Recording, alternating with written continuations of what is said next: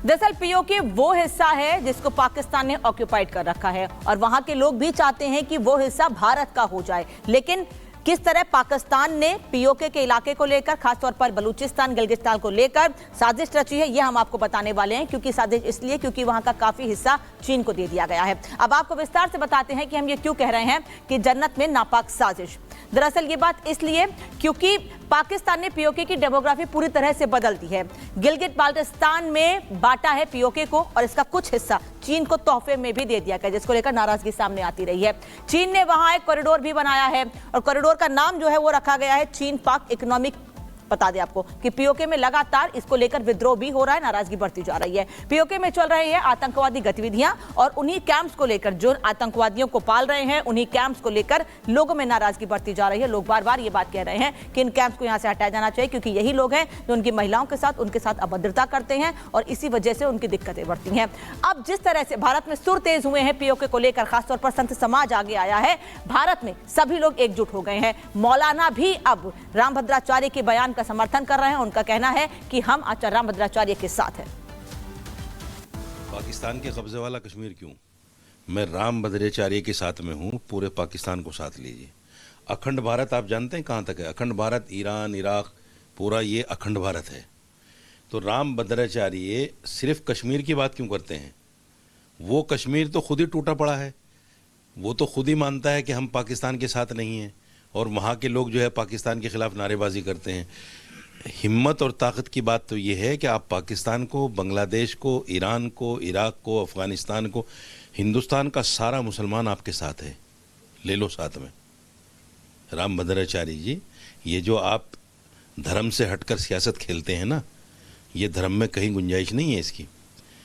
आप इस चीज़ को यूँ समझिए कि जिस दिन पाकिस्तान वाला कश्मीर हमारे साथ आ जाएगा, आज हम यहाँ 40 करोड़ हैं, वहाँ भी मुसलमान हैं, तो वो भी हमारे साथ होंगे, तो हम 42-43 तो हो ही जाएंगे फिर। और वो मुसलमान भी 5-6 बच्चे पैदा करते हैं, तो अगले 50 सालों में फिर क्या हाल होगा, इस पर कभी सोचा आपने? साधु संतों सारे मुखालफत में आते हैं मुसलमानों के साथ, ये तो बच्चे ज़्यादा पैदा करते हैं, इनकी तो आबादी इतनी बढ़ जाएगी कि 2050 में जो है ये पूरा इस्लामीकरण हो जाएगा देश का, और आप कह रहे हो कि पाकिस्तान वाला कश्मीर हमें मिल जाएगा। ये तो विरोधाभास है आप लोगों के अंदर। आप पहले तय कीजिए कि हमें मुसलमानों को लेना है कि नहीं लेना है। तो रामभद्राचार्य के बयान का समर्थन तो जरूर कर रहे हैं मौलाना राशिद, लेकिन साथ ही साथ धमकाने वाले सुर में ये भी कह रहे हैं कि अगर मुसलमानों की जनसंख्या बढ़ती है तो मुश्किलें बढ़ जाएंगी। जो लोग कम करने की जनसंख्या बात कहते हैं, उनको धमकी भरे सुर में तमाम बातें कहते नजर आए मौलाना राशिद। बढ़ते हैं आगे और अब बात करेंगे दिल्ली की, क्योंकि दिल्ली में लगातार गैंगवॉर बढ़ती जा रही है और सवाल सिर्फ और सिर्फ पुलिस प्रशासन पर ही उठ रहा है।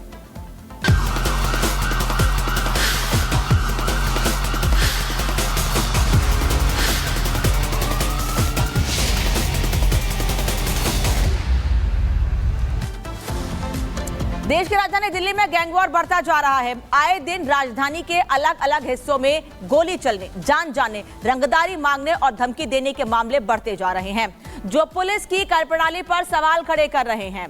पुलिस इन पर नकेल कसने की नाकाम कोशिश तो कर रही है और यही वजह है, इनकी नाकाम कोशिशों के कारण ही गैंगस्टर्स के हौसले बुलंद होते जा रहे हैं और हर रोज ऐसी घटनाएं लगभग सामने आ रही हैं।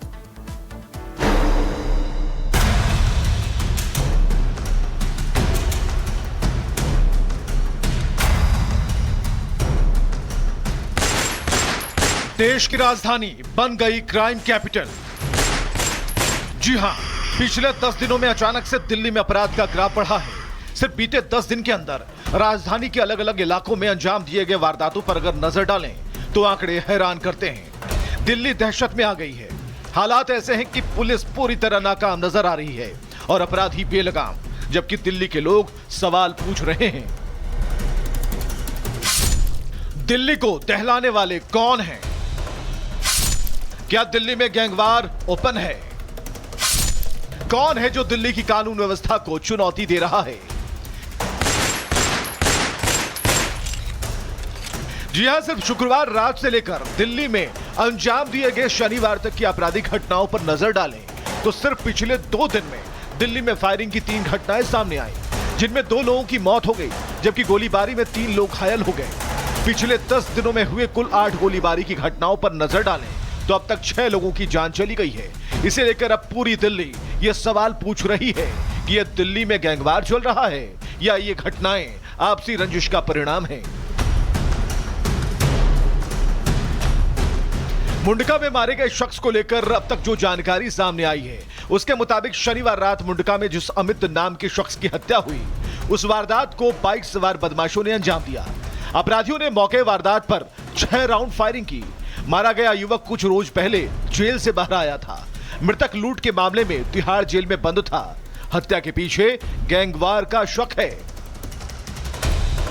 मेरे को फोन आया कि भाई तुम्हारी दुकान के आगे गोली चली है, तो मैंने देखा तो नीचे काफ़ी भीड़ इकट्ठी थी, तो नीचे एक लाश पड़ी हुई थी। गोली की आवाज़ आई थी, हमने सोचा नॉर्मल घर में आराम से बैठे हुए थे, लेकिन ये नहीं पता लगा ना, जैसे दिवाली का माहौल है कि गोली चली है, किसी ने पटाखे चलाए हैं, ये नहीं पता लगा। पूरे दिल्ली में खौफ का माहौल है, आप कहीं पे भी देखोगे पूरी जगह यही चल रहा है। अब इसका कोई जवाब देने वाला तो कोई है नहीं दिल्ली में। सूत्रों के मुताबिक मुंडका में हुई हत्या के पीछे गैंगवार है। बताया जा रहा है कि इसके पीछे टिल्लू ताजपुरिया गैंग का हाथ है। हालांकि पुलिस फिलहाल कुछ भी खुलकर कहने से बच रही है, लेकिन सूत्रों की माने तो पुलिस दिल्ली के इस घटना को गैंगवार से जोड़कर ही देख रही है। लेकिन ये तो सिर्फ एक घटना है। दिल्ली के बेलगाम अपराधी लगातार वारदात को अंजाम देकर पुलिस को चुनौती दे रहे हैं। बीते 8 तारीख को भी दिल्ली के वेलकम में अंधाधुंध गोलियां बरसाकर 2 शख्स को बुरी तरह से जख्मी कर दिया था, जिसमें नदीम नाम के एक शख्स की बाद में मौत हो गई। हत्यारे इतने बेखौफ थे कि वो हत्या के बाद मृतक का मोबाइल फोन और स्कूटी भी ले गए और वो जिस बाइक से आए थे वो भी मौके पर छोड़ गए। रंजिश का कुछ नहीं पता, वो काम धंधे वाला आदमी था, अपनी फैक्ट्री से खाना ही लेना आया था। वो खाना लेके जस्ट ये दिख रहा है आपको, ये पुलिस ने जो आउट कर रखा है, यहीं तक पहुंचा था, यहीं पर ही जो हुआ है वो हुआ है। वो भाई भाई करके बोलते हैं, छोटे ज्यादा बड़े भी नहीं है, वो छोटे छोटे से हैं, वो बोई भाई करते थे। आज तक कोई मैटर नहीं, कुछ नहीं। हालांकि वेलकम में हुई इस हत्या को लेकर पुलिस को एक हद तक कामयाबी मिली। पुलिस ने इस मामले में बड़े बड़े दावे किए, लेकिन इससे पहले कि पुलिसिया दावे कुछ असर दिखाते, एक बार फिर अपराधियों ने मुंडका में वारदात को अंजाम देकर चुनौती पेश कर दी। एक इंसिडेंट और जो है हुआ है ज्योति नगर में, उसके थोड़ी देर बाद 10-15 मिनट बाद वहाँ भी कुछ हवा में गोलियाँ चलाई गई हैं। तो दोनों इंसिडेंट पे कार्रवाई करते हुए 3 हमने अक्यूज पर्सन्स को पकड़ लिया है और अभी आगे की जांच चल रही है। जाहिर है महज 10 दिन के अंदर अंजाम दी गई एक पर एक 8 आपराधिक वारदातें सीधे दिल्ली पुलिस को चुनौती देती हैं। दिल्ली सवाल पूछ रही है, आखिर राजधानी में पुलिस का इकबाल बचा है